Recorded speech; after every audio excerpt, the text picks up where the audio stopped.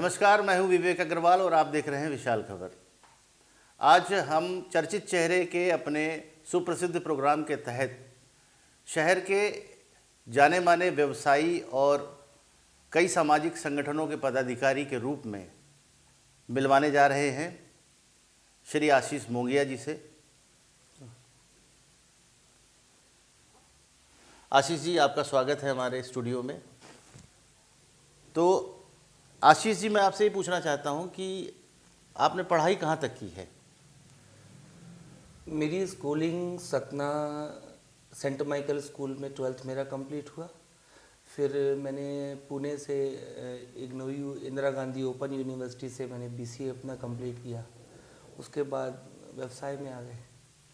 तो आपने बताइए, ये बीसीए वगैरह किया और आपने काफ़ी अच्छी पढ़ाई करके रखी हुई है, तो आप नौकरी के लिए आपने ट्राई क्यों नहीं किया? मेरे एक्चुअली फादर बिजनेसमैन थे। हमारा व्यवसाय पहले से था। हालांकि मैंने अपना व्यवसाय अपने पिता के व्यवसाय से डिफरेंट चूज़ किया, लेकिन इच्छा थी कि मैं व्यवसाय बिजनेस क्लास में जुड़ूं, मैं बिजनेसमैन बनूं, ऐसा मेरा व्यक्तिगत था। व्यवसाय के अलावा आप और क्या क्या गतिविधियां करते हैं अपने जीवन में? व्यवसाय के अलावा सामाजिक कई संगठनों में मैं जुड़ा हुआ हूँ। सामाजिक कार्यों में मेरा रुचि रहती है और उसमें कार्य करना, सेवा करना मेरे को व्यक्तिगत पैशन है। मेरी इच्छा रहती है, मैं वो पूरा करता हूँ। किन किन संगठनों से जुड़े हैं आप? सतना में काफ़ी सारे संगठनों से मैं जुड़ा हुआ हूँ। मैंने लायंस क्लब में भी सेवाएं दी हैं, यूथ हॉस्टल में दी है, हिंदू पर्व समन्वय समिति में दिया है, कई व्यापारिक संगठनों में, चैम्बर ऑफ कॉमर्स, जय स्तंभ चौक व्यापारी संघ, बहुत सारे संगठनों में मैं जुड़ा हूँ। मुझे अच्छा लगता है, मैं करता रहता हूँ कुछ ना कुछ। किस चीज़ का व्यवसाय करते हैं आप? मेरा एक्चुअली मेरा इलेक्ट्रॉनिक का व्यवसाय है, जिसमें मैं सीसीटीवी कैमरा, आपका electronic weighing scale, currency counting machines, कुछ सिक्योरिटी आइटम्स में डील करता हूँ। ऐसा कभी हुआ है कि व्यवसाय करते वक्त कोई आपको तकलीफ या परेशानी महसूस हुई है? अब व्यवसायी तो परेशानियों से घिरा रहता है। व्यवसायी का ये है कि अब हम तो पहले से तो टैक्सेशन में चारों तरफ से जकड़े हुए हैं, ये टैक्स वो टैक्स, इस तरह की परेशानियां हम लोग व्यवसायियों को तो एक कॉमन सी बात है। हाँ, एक अहम थोड़ा तकलीफ़ ये रहती है कि अब बहुत सारे बच्चे पढ़े लिखे हैं और हम लोग अभी यहाँ के सतना शहर छोटा शहर है, उसमें अगर हम अपने कर्मचारी के लिए कोई पेपर में ऐड देते हैं तो वो जो पढ़ा लिखा कर्मचारी जब हमारे पास आता है उसकी एक एक्सपेक्टेशन बहुत सारी होती है और उनकी एक्सपेक्टेशन को हम पूरा नहीं कर पाते तो हम उनको रखने में असमर्थ होते हैं। इस कारण से वो थोड़ा सा बेरोजगारी भी रहती है और जिनको हम रख पाते हैं वो पढ़े लिखे कम हैं, तो उनको सिखाने में हमें बहुत समय लग जाता है और जब वो पूरी तरह सीख जाते हैं तो फिर हमें छोड़ जाते हैं, फिर हम जीरो से स्टार्ट करते हैं। इस तरह की लगा ही रहता है व्यापार में और आगे भी झेलते रहेंगे। आपके व्यवसाय में सरकारी मशीनरी का कोई उपयोग है, कैसा है? सरकारी मशीनरी का व्यवसाय में पूरी तरह से इन्वॉल्वमेंट रहता है। अब देखिए, व्यापार हम कर रहे हैं तो हमें ये लाइसेंस, वो लाइसेंस, ये टैक्स, वो टैक्स, चूक हो गई तो पेनाल्टी, वो मतलब हमको कहीं ना कहीं इन चीज़ों का तो फेस करने की अब आदत सी पड़ गई है और जो नुकसान है वो झेलने की भी आदत पड़ गई। व्यवसाय यही है जो थोड़ा सा नुकसान झेलने के बाद भी मुस्कुराता रहे और अपना काम करता रहे। कभी व्यवसाय के दौरान शासकीय मशीनरी द्वारा कभी परेशानी महसूस हुई हो? या आती हैं परेशानियां, अब थोड़ा सा फाइट करने की आदत पड़ गई और कुछ चीज़ों पे अब जब नहीं फाइट कर पाते तो अब सामाजिक हो गए हैं, तो समाज सेवा के कई संगठनों से जुड़े रहते हैं तो वो मंझने लग गए। हम लोग मंझ गए तो अब वो परेशानियां झेल लेना, उनको सॉर्ट आउट करना, इसमें जूझ जाते हैं तो कोई ना कोई रास्ता निकल आता है। ऑनलाइन व्यापार के बारे में आपका क्या ख्याल है और कितने प्रभावित हैं आप उससे?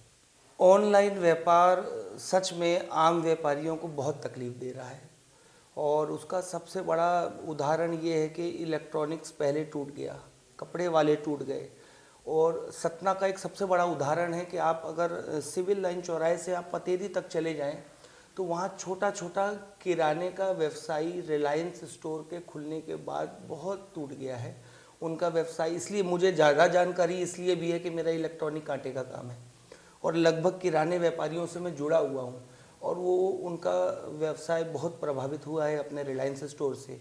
अब आने वाले समय में जो मेरा एक भाव है कि हम सरकार के लिए एक संदेश इतना तो दें कि जो हम ऑनलाइन व्यवसाय जो आपने अमेजॉन, फ्लिपकार्ट, इस तरह के बहुत सारे जो बन गए हैं, इसमें कानूनी या शासकीय एक कानून लागू होना चाहिए कि उसका प्रभाव आम फुटकर व्यापारी पे ना पड़े, नहीं बहुत जल्द व्यापार में नुकसान आएगा। ऐसा कहते आते हैं, लोगों का मानना ये रहता है कि ऑनलाइन व्यवसाय या ऑनलाइन से खरीदी करने पर लोगों को एमआरपी पे या पैसे को लेकर काफ़ी कमी देखने को मिलती है। शायद यही वजह हो लोगों की ऑनलाइन खरीदी को लेकर।